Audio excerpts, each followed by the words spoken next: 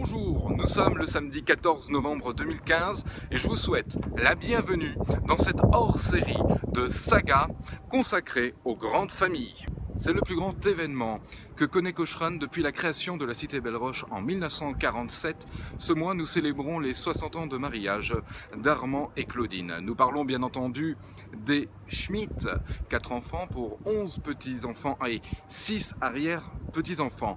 Une fratrie hors norme qui n'a rien à envier aux autres grandes familles royales. Et c'est depuis le Mont-Saint-Clair que nous débutons cette émission ici à 7, car c'est ici dans l'Hérault que la famille Schmitt, Claudine et Armand, ont passé la plupart du temps leurs vacances entre Metz, Loupian ainsi que la Grande Motte, mais ils ont passé des vacances aussi à Cavalère dans le Var, ou bien à Rosès dans les Pyrénées et encore en Ardèche.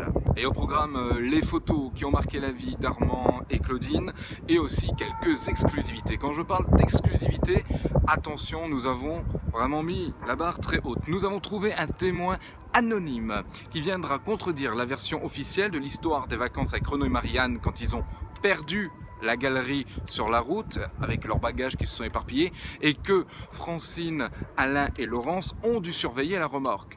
Claudine et Armand vous ont toujours raconté une version.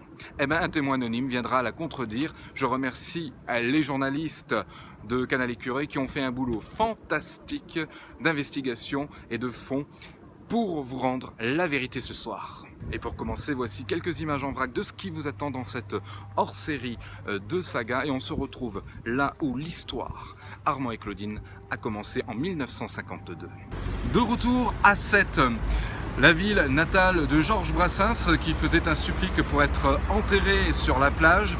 Mais Sète est plus connue mondialement pour ses joutes et la fête de la Saint-Louis qui a été créée en 1666. Plus que le folklore et la tradition, c'est l'âme des Sétois qui est reflétée à travers les joutes. Combat sur l'eau, combat à l'Assemblée nationale, ce sont les joutes verbales et Armand connaît quelque chose puisqu'il regarde tous les mardis et mercredis sur France 3 ces échanges houleux dont voici un extrait qui a dû le faire bondir à coup sûr.